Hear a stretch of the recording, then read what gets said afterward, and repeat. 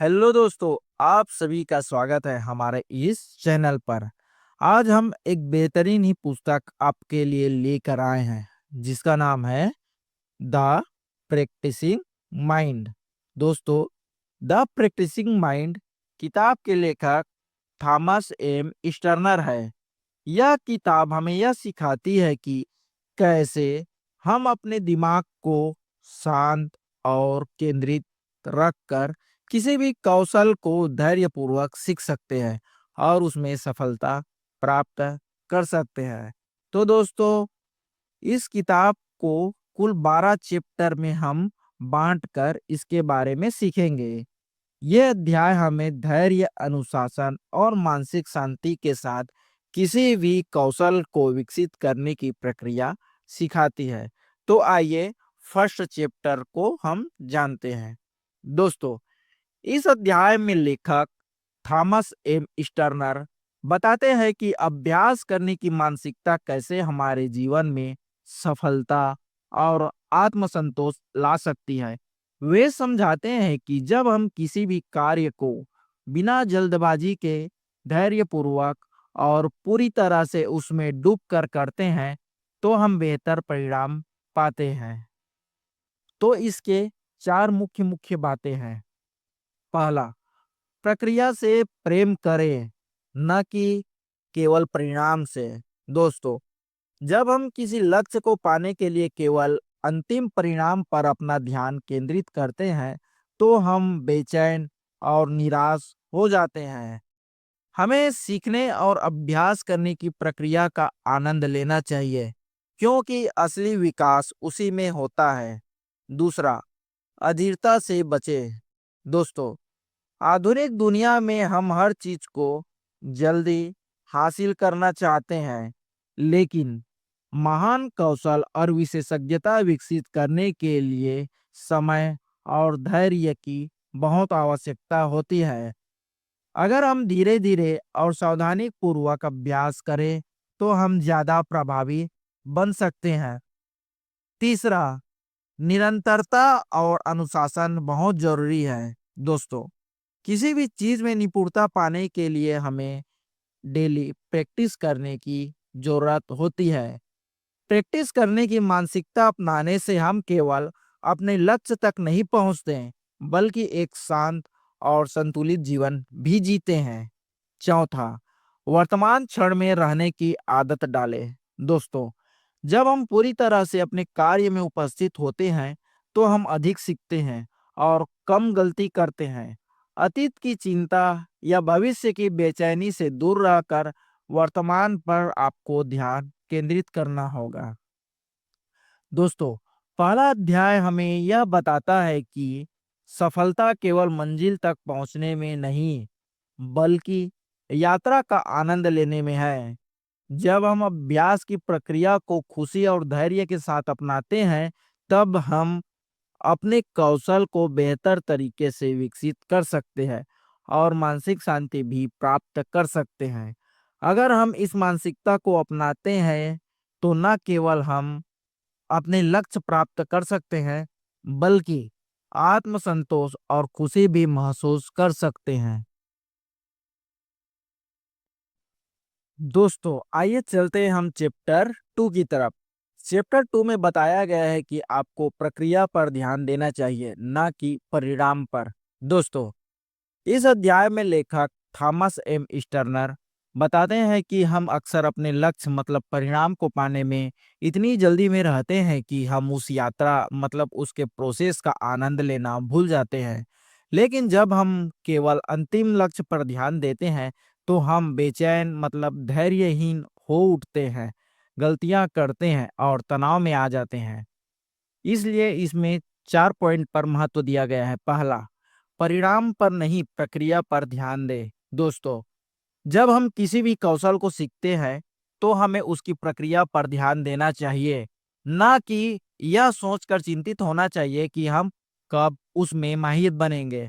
उदाहरण, अगर कोई पियानो बजाना सीख रहा है और वह केवल तेजी से गाने बजाने के बारे में सोचता है, तो वह अभ्यास की प्रक्रिया का आनंद नहीं ले पाएगा और निराश हो जाएगा। दूसरा, अधीरता से बचे। दोस्तों, लोग अक्सर जल्दी परिणाम चाहते हैं, जिससे वे निराश और तनावग्रस्त हो जाते हैं। अगर हम यह समझ लें कि हर चीज समय लेती है और हमें एकदम कदम पर ध्यान देना चाहिए, तो हम शांत और खुश रह सकते हैं। तीसरा, बच्चों की तरह सीखे। दोस्तों, छोटे बच्चे जब चलना या बोलना सीखते हैं, तो वे हर गलती से कुछ नया सीखते हैं और बिना चिंता के प्रयास करते रहते हैं। ऐसे ही हमें भी ऐसी मानसिकता अपनानी चाहिए और अपने प्रयासों से हमें डरना नहीं चाहिए। चौथा, माइंडफुलनेस अपनाएं। दोस्तों, जब हम पूरी तरह से अपने कार्य में उपस्थित होते हैं, तब हम बेहतर प्रदर्शन करते हैं। हमें अपने हर छोटे छोटे प्रयासों को महसूस करना चाहिए और उसमें पूरी तरह से लीन होना चाहिए। यह अध्याय हमें सिखाता है कि सफलता का असली आनंद परिणाम में नहीं, बल्कि प्रक्रिया में है। अगर हम धैर्य के साथ और बिना जल्दबाजी के किसी भी कौशल को सीखते हैं, तो हम उसे अधिक गहराई से समझ सकते हैं और उसमें निपुण बन सकते हैं। याद रखें, गंतव्य तक पहुंचना महत्वपूर्ण है, लेकिन यात्रा का आनंद लेना उससे भी बहुत ज्यादा जरूरी है। दोस्तों, आइए चलते हैं हम अपने थर्ड चैप्टर की ओर। थर्ड चैप्टर में वर्तमान क्षण की जागरूकता के बारे में बताया गया है। दोस्तों, इस अध्याय में लेखक थॉमस एम स्टर्नर बताते हैं कि किसी भी कार्य को कुशलतापूर्वक करने और मानसिक शांति प्राप्त पाने के लिए वर्तमान क्षण में पूरी तरह से उपस्थित रहना बहुत जरूरी है। हम अक्सर या तो अतीत की गलतियों के बारे में सोचते रहते हैं या भविष्य की चिंताओं में उलझे रहते हैं, जिससे हमारा ध्यान भटकता है और हमारा प्रदर्शन भी प्रभावित होता है। इसमें भी चार मुख्य बातों पर महत्व दिया गया है। पहला, वर्तमान में रहने का महत्व। दोस्तों, जब हम वर्तमान क्षण में पूरी तरह उपस्थित रहते हैं, तो हम अपने कार्य को बेहतर तरीके से कर सकते हैं और उसका अधिक आनंद ले सकते हैं। उदाहरण के लिए, अगर कोई संगीत सीख रहा है, लेकिन उसका ध्यान इस बात पर है कि वह कितनी जल्दी एक्सपर्ट बनेगा, तो वह अभ्यास का आनंद नहीं ले पाएगा और सीखने की प्रक्रिया से परेशान हो सकता है। दूसरा, अतीत और भविष्य की चिंताओं से मुक्त रहे। दोस्तों, हमारा दिमाग अक्सर या तो अतीत की गलतियों पर पछताता है या भविष्य को लेकर चिंतित रहता है। लेकिन सच्चाई यह है कि हम केवल अभी पर नियंत्रण रख सकते हैं। इसलिए वर्तमान पर ध्यान केंद्रित करना ही सही रणनीति है। तीसरा, ध्यान और माइंडफुलनेस अपनाएं। दोस्तों, ध्यान और माइंडफुलनेस का अभ्यास करने से हम अपने दिमाग को वर्तमान में रहने के लिए प्रशिक्षित कर सकते हैं। यह न केवल हमारे मानसिक तनाव को कम करता है, बल्कि हमारी एकाग्रता और उत्पादकता को भी बढ़ाता है। चौथा, छोटी छोटी चीजों को महसूस करें। दोस्तों, किसी भी कार्य को करते समय उसकी हर छोटी छोटी बारीकियों पर ध्यान दें। उदाहरण के लिए, अगर आप कोई चित्र बना रहे हैं, तो ब्रश की हलचल, रंगों का मिश्रण और उस प्रक्रिया में आने वाली भावनाओं को गहराई से महसूस करें। इससे न केवल आपका स्किल निखरेगा, बल्कि आप ज्यादा संतुष्टि महसूस करेंगे। दोस्तों, असली सफलता और शांति तब मिलती है जब हम पूरी तरह से वर्तमान क्षण में उपस्थित रहते हैं। अगर हम अपने अतीत या भविष्य के बारे में सोचने के बजाय वर्तमान कार्य पर ध्यान केंद्रित करें, तो हम ज्यादा खुश, शांत और प्रभावी बन सकते हैं। याद रखें, जो बीत गया उसे बदला नहीं जा सकता, जो आने वाला है उसे नियंत्रित नहीं किया जा सकता, लेकिन जो अभी है उसे पूरी तरह से जिया जा सकता है। दोस्तों, आइए चलते हैं हम अपने चैप्टर 4 की तरफ। चैप्टर 4 में बताया गया है कि बड़े लक्ष्यों को छोटे हिस्सों में बांटना बहुत जरूरी है। इस अध्याय में लेखक थॉमस एम स्टर्नर बताते हैं कि बड़े और चुनौतीपूर्ण लक्ष्यों को हासिल करने के लिए उन्हें छोटे, मैनेजेबल हिस्सों में विभाजित करना बहुत महत्वपूर्ण है। यह दृष्टिकोण न केवल हमें अपने उद्देश्यों की ओर संगठित तरीके से बढ़ने में मदद करता है, बल्कि हमें मानसिक रूप से संतुलित और मोटिवेट भी रखता है। इसके चार पॉइंट है। पहला, बड़े लक्ष्यों का विभाजन। दोस्तों, बड़े लक्ष्य अक्सर भारी और डरावने लग सकते हैं, जिससे हम शुरुआत करने से पहले ही हतोत्साहित हो सकते हैं। इन लक्ष्यों को छोटे सुलभ चरणों में विभाजित करें। प्रत्येक छोटे चरण को पूरा करने से आपका आत्मविश्वास बढ़ता है और समग्र लक्ष्य की ओर आपकी प्रगति होती है। दूसरा, प्रक्रिया पर ध्यान केंद्रित करें। केवल अंतिम परिणाम पर ध्यान देने से हम धैर्य को खो बैठते हैं और तनावग्रस्त हो सकते हैं। इसलिए प्रोसेस का आनंद लें और प्रत्येक चरण को पूरी तरह से अनुभव करें। यह मानसिकता हमें वर्तमान में रहने और अपने कार्य में पूरी तरह से संलग्न होने में हमारी मदद करती है। नियमित मूल्यांकन और समायोजन। दोस्तों, बिना मूल्यांकन के आगे बढ़ने से हम गलत दिशा में जा सकते हैं। नियमित रूप से अपनी प्रगति की समीक्षा करें और आवश्यकता अनुसार अपनी रणनीतियों को एडजस्टमेंट करें। यह सुनिश्चित करता है कि हम सही दिशा में बढ़ रहे हैं और हमारे प्रयास बहुत इफेक्टिव है। चौथा, धैर्य और अनुशासन का विकास। दोस्तों, बड़े लक्ष्यों को प्राप्त करने में समय और प्रयास लगता है, जिससे हम कभी-कभी निराश हो सकते हैं।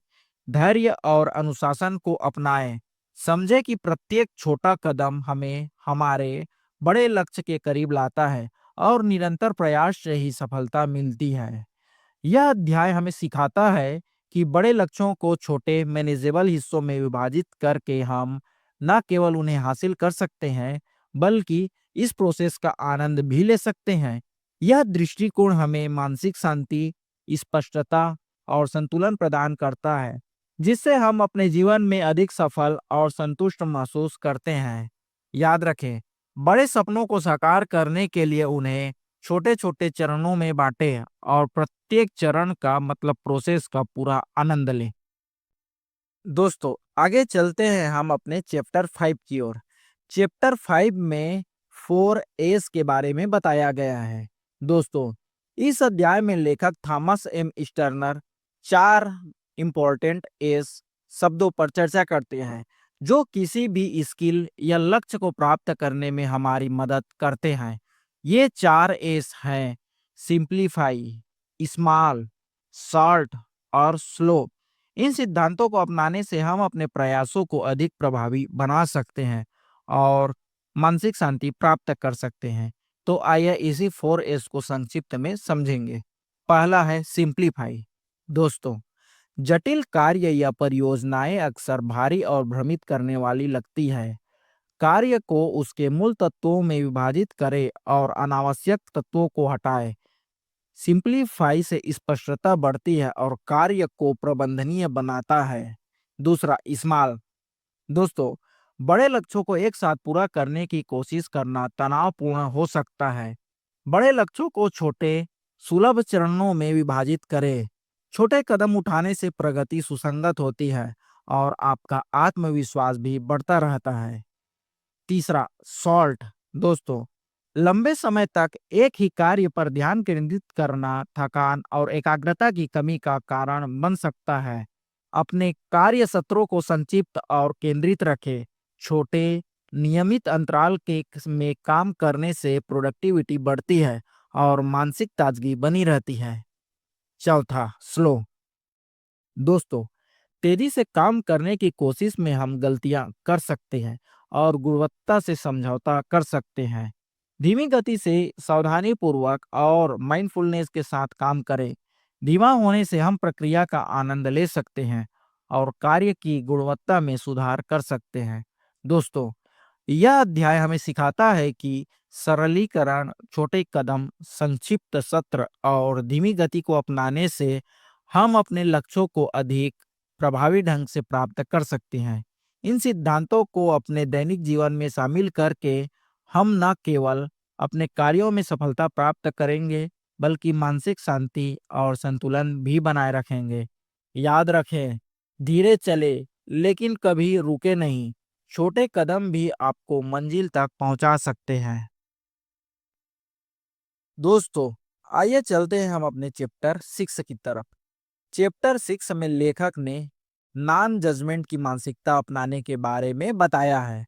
दोस्तों, इस अध्याय में लेखक बताते हैं कि नॉन जजमेंट की मानसिकता अपनाने से हम अपने जीवन में अधिक शांति और संतुलन प्राप्त कर सकते हैं।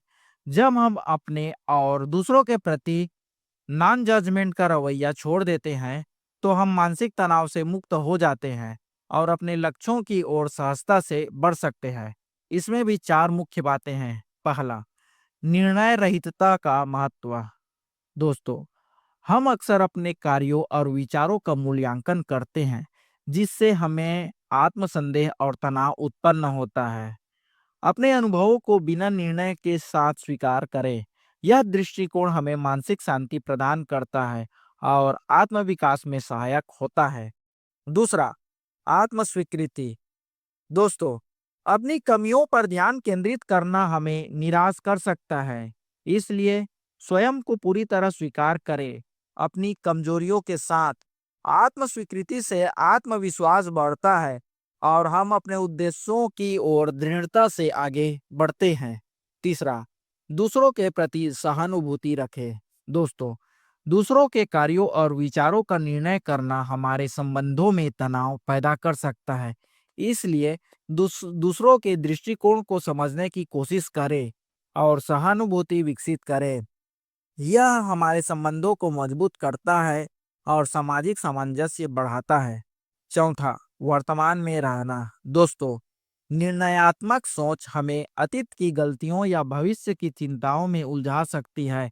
इसलिए वर्तमान क्षण पर ध्यान केंद्रित करें और उसे पूरी तरह से जिए। यह मानसिक स्पष्टता और संतोष की भावना लाता है। दोस्तों, यह अध्याय हमें सिखाता है कि निर्णय रहितता की मानसिकता अपनाने से हम अपने जीवन में अधिक शांति, संतुलन और संतोष प्राप्त कर सकते हैं। अपने और दूसरों के प्रति सहानुभूति और स्वीकृति विकसित करके हम मानसिक तनाव से मुक्त होते हैं और अपने लक्ष्यों की ओर सहजता से अग्रसर होते हैं। दोस्तों, याद रखें, जब हम निर्णय करना छोड़ देते हैं, तब हम वास्तव में जीना शुरू करते हैं। दोस्तों, चैप्टर 7 में अनुशासन और धैर्य के महत्व के बारे में बताया है। इस अध्याय में लेखक बताते हैं कि अनुशासन और धैर्य किसी भी कौशल या लक्ष्य को प्राप्त करने के लिए आवश्यक गुण है। इन गुणों को विकसित करने से हम अपने प्रयासों में निरंतरता बनाए रखते हैं और चुनौतियों का सामना धैर्यपूर्वक कर सकते हैं। पहला, अनुशासन का महत्व। बिना अनुशासन के हम अपने लक्ष्यों से भटक सकते हैं और प्रगति हमारी धीमी भी हो सकती है। इसलिए नियमित अभ्यास और निर्धारित दिनचर्या अपनाकर अनुशासन विकसित करें। यह हमें अपने उद्देश्यों की ओर स्थिरता में बढ़ने में मदद करता है। दूसरा, धैर्य का विकास। दोस्तों, तत्काल परिणाम की इच्छा हमें अधीर बना सकती है, जिससे हम जल्दी हार मान सकते हैं। इसलिए समझे कि हर महत्वपूर्ण उपलब्धि समय लेती है।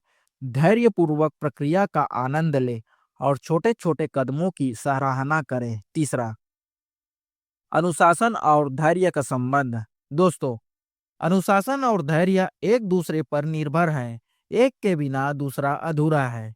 दोनों गुणों को समान रूप से विकसित करें। अनुशासन हमें नियमितता देता है, जबकि धैर्य हमें लंबी अवधि में प्रयास जारी रखने की शक्ति प्रदान करता है। चौथा, आत्म जागरूकता। दोस्तों, बिना आत्म जागरूकता के हम अपने व्यवहार और प्रगति का सही मूल्यांकन नहीं कर पाते। इसलिए अपने विचारों और कार्यों का निरीक्षण करें। यह हमें समझने में मदद करता है कि कहाँ सुधार की आवश्यकता है और कैसे हम अपने अनुशासन और धैर्य को मजबूत कर सकते हैं। दोस्तों, यह अध्याय हमें सिखाता है कि अनुशासन और धैर्य किसी भी लक्ष्य की प्राप्ति के लिए अनिवार्य है। इन गुणों को विकसित करके हम अपने प्रयासों में निरंतरता और स्थिरता ला सकते हैं, जिससे सफलता की संभावना बढ़ जाती है। याद रखें, अनुशासन वह पुल है जो हमारे लक्ष्यों को हमारी उपलब्धियों से जोड़ता है और धैर्य वह गाड़ी है जो हमें उस पुल पर आगे बढ़ाता है। दोस्तों, चलते हैं हम चैप्टर 8 की तरफ। चैप्टर 8 में अभ्यास का मार्ग के बारे में बताया है। दोस्तों, अभ्यास न केवल किसी स्किल में निपुणता प्राप्त करने का साधन है, बल्कि यह एक मानसिकता है जो हमें जीवन के हर पहलू में सफलता और संतोष प्रदान करती है। अभ्यास के प्रति सही दृष्टिकोण अपनाने से हम अपने लक्ष्यों की ओर स्थिरता से आगे बढ़ जा सकते हैं और प्रक्रिया का आनंद ले सकते हैं। इसके 4 पॉइंट मुख्य हैं। पहला, अभ्यास की मानसिकता। दोस्तों, हम अक्सर परिणामों पर इतना केंद्रित करते हैं कि प्रक्रिया का आनंद लेना भूल जाते हैं। इसलिए अभ्यास को एक सतत प्रक्रिया के रूप में देखें, जहां हर प्रयास हमें सुधार की ओर ले जाता है। यह दृष्टिकोण हमें वर्तमान में रहने और हर क्षण का मूल्यांकन करने में हमारी मदद करता है। दूसरा, धैर्य और अनुशासन का महत्व। दोस्तों, तत्काल परिणाम की इच्छा हमें धैर्यहीन बना दे सकती है, जिससे हम जल्दी हार मान सकते हैं। इसलिए समझें कि हर महत्वपूर्ण उपलब्धि समय और समर्पण मांगती है। धैर्य और अनुशासन को अपनाकर हम अपने प्रयासों में निरंतरता बनाए रख सकते हैं। तीसरा, प्रक्रिया पर ध्यान केंद्रित करें। दोस्तों, केवल अंतिम लक्ष्य पर ध्यान देने से हम वर्तमान क्षण की सुंदरता और सीखने के अवसरों को नजरअंदाज कर सकते हैं। प्रक्रिया का आनंद लें और प्रत्येक चरण को पूरी तरह से अनुभव करें। यह न केवल हमें मानसिक शांति प्रदान करता है, बल्कि हमारी दक्षता को भी बढ़ाता है। चौथा, आत्म जागरूकता और गैर निर्णय। दोस्तों, अपने और दूसरे के प्रति निर्णयात्मक रवैया अपनाने से मानसिक तनाव बढ़ता है। इसलिए आत्म जागरूकता विकसित करें और बिना निर्णय के अपने अनुभवों को स्वीकार करें। यह दृष्टिकोण हमें मानसिक स्पष्टता और संतुलन प्रदान करता है। दोस्तों, यह अध्याय हमें सिखाता है कि अभ्यास का मार्ग अपनाने से हम अपने जीवन में स्थिरता, संतोष और सफलता प्राप्त कर सकते हैं। सही मानसिकता, धैर्य, अनुशासन और प्रक्रिया पर ध्यान केंद्रित करके हम अपने लक्ष्यों की ओर प्रभावी ढंग से आगे बढ़ सकते हैं और जीवन की यात्रा का आनंद ले सकते हैं। याद रखें, अभ्यास केवल एक क्रिया नहीं, बल्कि एक मानसिकता है जो हमें हमारे सर्वोत्तम स्वरूप की ओर ले जाती है। दोस्तों, चलते हैं हम चैप्टर 9 की तरफ। चैप्टर 9 में प्रयास और संघर्ष में अंतर के बारे में बताया है। दोस्तों, इस अध्याय में बताते हैं कि प्रयास और संघर्ष दो अलग-अलग अवधारणाएं हैं। जब हम किसी कार्य में प्रयास करते हैं, तो हम अपनी ऊर्जा और ध्यान को उस कार्य की ओर केंद्रित करते हैं, जबकि संघर्ष तब उत्पन्न होता है जब हम मानसिक रूप से तनावग्रस्त या असंतुलित होते हैं। इन दोनों के बीच अंतर को समझना और उन्हें सही ढंग से प्रबंधित करना हमारे मानसिक और शारीरिक स्वास्थ्य के लिए बहुत महत्वपूर्ण है। आइए इसके मुख्य 4 बिंदुओं को समझते हैं। पहला, प्रयास। दोस्तों, प्रयास एक स्वाभाविक और आवश्यक प्रक्रिया है जो हमें अपने लक्ष्यों की ओर आगे बढ़ने में मदद करती है। यह हमें कौशल विकसित करने और चुनौतियों का सामना करने की क्षमता प्रदान करता है। प्रयास के माध्यम से हम अपने कार्यों में पूरी तरह से संलग्न होते हैं, जिससे हम अपने उद्देश्यों को प्राप्त करने के लिए आवश्यक कदम उठाते हैं। दूसरा, संघर्ष। दोस्तों, संघर्ष तब होता है जब हम मानसिक या भावनात्मक तनाव का अनुभव करते हैं, जिससे हमारी उत्पादकता और मानसिक शांति प्रभावित होता है। संघर्ष यह दर्शाता है कि हम अपने प्रयासों में संतुलन खो चुके हैं और हमें अपने दृष्टिकोण या कार्य प्रणाली में समायोजन की आवश्यकता है। तीसरा, प्रयास और संघर्ष के बीच अंतर। दोस्तों, हम अक्सर प्रयास और संघर्ष को समान मान लेते हैं, जिससे हम अनावश्यक तनाव का सामना करते हैं। समझे कि प्रयास और सकारात्मक आवश्यक प्रक्रिया है, जब संघर्ष नकारात्मक और हानिकारक है। प्रयास में हम अपने कार्यों में संलग्न होते हैं, जबकि संघर्ष में हम मानसिक तनाव का अनुभव करते हैं। चौथा, संघर्ष के बचने के उपाय। वर्तमान में रहना। अपने कार्यों पर ध्यान केंद्रित करें और भविष्य की चिंताओं या अतीत की गलतियों से मुक्त रहें। स्वयं को और अपनी क्षमताओं को स्वीकार करें और समझें कि हर प्रक्रिया समय लेती है। धैर्यपूर्वक अपने लक्ष्यों की ओर बढ़े। दोस्तों, यह अध्याय हमें सिखाता है कि प्रयास और संघर्ष हमें अंतर को समझना और उन्हें सही ढंग से प्रबंधित करना हमारे मानसिक और शारीरिक स्वास्थ्य के लिए महत्वपूर्ण है। प्रयास एक सकारात्मक प्रक्रिया है जो हमारे लक्ष्यों की ओर ले जाती है, जबकि संघर्ष नकारात्मक प्रभाव डालता है। संतुलित दृष्टिकोण अपनाकर वर्तमान में रहकर अस्वीकृति एवं धैर्य के साथ हम अपने प्रयासों को संघर्ष में बदलने से रोक सकते हैं। याद रखें, प्रयास वह मार्ग है जो हमें हमारे लक्ष्यों तक पहुंचाता है, जबकि संघर्ष वह बाधा है जो हमें उस मार्ग पर धीमा करती है। दोस्तों, आइए चलते हैं चैप्टर 10 की तरफ। चैप्टर 10 में अभ्यास की मानसिकता अपनाने के बारे में बताया गया है। दोस्तों, इस अध्याय में बताते हैं कि अभ्यास की मानसिकता विकसित करने के महत्व पर जोर दिया गया है। वे बताते हैं कि यह मानसिकता हमें न केवल किसी स्किल में निपुणता प्राप्त करने में मदद करती है, बल्कि हमारे दैनिक जीवन में संतुलन प्रदान करती है और शांति लाती है। दोस्तों, क्या आप जानते हैं कि अभ्यास की मानसिकता क्या है? दोस्तों, अभ्यास की मानसिकता वह दृष्टिकोण है जिसमें हम प्रक्रिया पर ध्यान केंद्रित करते हैं, न कि केवल परिणाम पर। इससे हम अपने वर्तमान प्रयासों का आनंद लेते हैं और निरंतर सुधार की ओर अग्रसर होते हैं। दूसरा, इस मानसिकता के लाभ।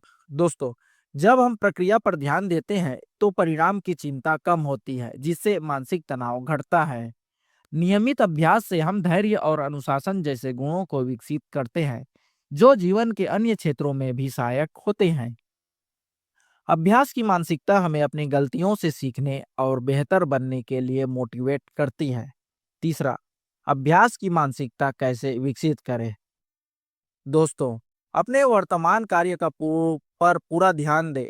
भविष्य की चिंताओं या अतीत की गलतियों से मुक्त रहें। स्पष्ट और यथार्थवादी लक्ष्य तय करें जो आपको प्रेरित करे और मार्गदर्शन प्रदान करे। नियमित अभ्यास की दिनचर्या स्थापित करें, चाहे वह छोटा ही क्यों ना हो। समय समय पर अपनी प्रगति का मूल्यांकन करें और आवश्यकता अनुसार समायोजन करें। चौथा, सामान्य चुनौतियों और उनके समाधान। दोस्तों, अभ्यास में विविधता लाए, नई तकनीकों या दृष्टिकोणों को अपनाएं। धैर्य रखें और समझें कि हर महत्वपूर्ण कौशल समय लेता है। छोटे छोटे सुधारों की सराहना करें, सकारात्मक आत्मचर्चा करें और अपनी उपलब्धियों को याद रखें। दोस्तों, अभ्यास की मानसिकता अपनाने से हम अपने जीवन में सकारात्मक परिवर्तन ला सकते हैं। यह न केवल हमें किसी विशेष स्किल में निपुण बनाता है, बल्कि हमारे मानसिक स्वास्थ्य, धैर्य और संतुलन को भी सुदृढ़ करता है। इस मानसिकता को विकसित करके हम अपने दैनिक जीवन में अधिक संतोष और सफलता प्राप्त कर सकते हैं। दोस्तों, याद रखें, अभ्यास केवल एक प्रक्रिया नहीं, बल्कि एक मानसिकता है जो हमारे सर्वोत्तम स्वरूप की ओर ले जाती है। दोस्तों, आइए चलते हैं चैप्टर 11 की तरफ। चैप्टर 11 में हम जानेंगे अभ्यास को आदत में बदलना। दोस्तों, अपने उद्देश्यों को स्पष्ट रूप से परिभाषित करें और उन्हें प्राप्त चरणों में विभाजित करें। नियमितता बनाए रखें और नियमित समय पर अभ्यास करें ताकि यह आपकी दिनचर्या का हिस्सा बन जाए। अपनी प्रगति का रिकॉर्ड रखें जिससे आप अपने सुधार को देख सकें और प्रेरित रह सकें। समझें कि आदत को विकसित करने में समय लगता है, इसलिए धैर्य रखें और सकारात्मक रहें। ऐसा माहौल तैयार करें जो आपके अभ्यास को समर्थन दे और विकर्षणों से को कम करे। इन रणनीतियों को अपनाकर आप अपने अभ्यास को आदत में बदल सकते हैं और अपने लक्ष्यों की ओर आगे बढ़ सकते हैं। दोस्तों, चलते हैं हम अपने चैप्टर 12 की तरफ। चैप्टर 12 में लेखक सभी मूल सिद्धांतों को समेटकर एक साथ बताया है। इस अध्याय में वह पाठकों को समझाने की कोशिश करते हैं कि कैसे ध्यान, धैर्य, अनुशासन और जागरूकता को एक साथ लाकर जीवन को संतुलित और शांतिपूर्ण बनाया जा सकता है। इस प्रक्रिया में कुछ बिंदु हैं। पहला, प्रक्रिया में आनंद ले। जीवन को सिर्फ लक्ष्य उन्मुख न बनाए, बल्कि हर कदम का आनंद ले। जब हम केवल अंतिम परिणाम पर ध्यान केंद्रित करते हैं तो हम चिंता और तनाव महसूस करते हैं। जागरूकता और धैर्य। आत्म जागरूकता हमें यह समझने में मदद करती है कि हम किसी कार्य के दौरान कितने धैर्यवान और एकाग्र हैं। यदि हम अधीर हो जाते हैं, तो हमें इसे पहचान कर खुद को सही दिशा में ले जाना चाहिए। नियमित अभ्यास। दोस्तों, मन को अनुशासित करने के लिए निरंतर अभ्यास आवश्यक है। कोई भी आदत या स्किल तभी विकसित होता है जब हम उसे बार बार दोहराते हैं। डूइंग के बजाय बीइंग। हमें यह समझना होगा कि हम किसी कार्य को करने के अनुभव का भी आनंद ले, न कि केवल इसे पूरा करने की जल्दबाजी में रहे। पांचवा, अपने भीतर की शांति बनाए रखें। दोस्तों, चाहे बाहरी परिस्थिति कैसे भी हो, हमें अपने मन को स्थिर और शांत बनाए रखना चाहिए। इससे हम किसी भी स्थिति में संतुलित और प्रभावी निर्णय ले सकते हैं। दोस्तों, यह अध्याय हमें सिखाता है कि ध्यान, अनुशासन और जागरूकता को एक साथ लाकर हम अपने जीवन में अधिक संतोष और सफलता प्राप्त कर सकते हैं। जब हम प्रक्रिया पर ध्यान केंद्रित करते हैं और खुद को सुधारने के लिए प्रति समर्पित रहते हैं, तो हम बिना किसी दबाव के अपनी क्षमताओं को विकसित कर सकते हैं। दोस्तों, यह बुक समरी आपको कैसे लगा, हमें कमेंट करके जरूर बताएं। अगर यह बुक समरी आपको पसंद आई हो तो इस वीडियो को लाइक और हमारे चैनल को सब्सक्राइब जरूर करें। और अगला वीडियो किस बुक समरी पर बनाया जाए, इसके लिए हमें कमेंट जरूर करें।